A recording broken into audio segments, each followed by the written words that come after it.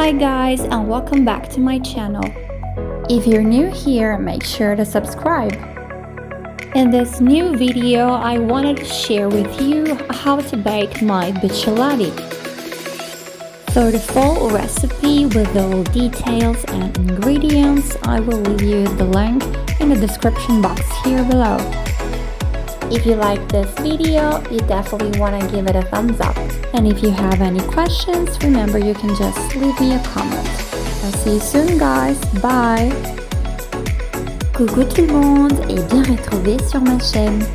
Si c'est la première fois que tu passes par ici, n'oublie pas de t'abonner. Dans la vidéo d'aujourd'hui, je vais vous montrer comment réaliser mes buccellati. Pour la recette en détail avec tous les ingrédients, je vous laisserai le lien dans la description ci-dessous. Si cette vidéo vous a plu, n'oubliez pas de me laisser votre like. Et si vous avez des questions, vous pouvez bien évidemment me laisser votre commentaire ci-dessous. Je vous dis à la prochaine vidéo. Ciao!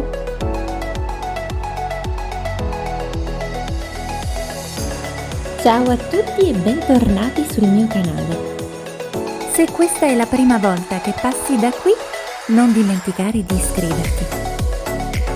Nel video di oggi voglio condividere con voi come realizzare i miei buccellati. Per la ricetta completa, con tutti i dettagli e gli ingredienti, vi lascerò il link nella descrizione in basso. Se questo video ti è piaciuto, ricorda di lasciarmi il tuo like. E se hai delle domande, naturalmente puoi lasciarmi un commento nella sezione qui sotto. Al prossimo video, ciao! Hola chicos y bienvenidos a mi canal. Si esta es la primera vez que pasas por aquí, no se olvida de suscribirte y de darme tu like. En este nuevo video quería compartir cómo realizar mis buccellati. Para ver mi receta con todos los detalles y ingredientes, les voy a dejar el enlace en la descripción de abajo. Espero que el video te haya gustado y si tienes preguntas puedes dejarme un comentario aquí abajo. Hasta pronto, chao.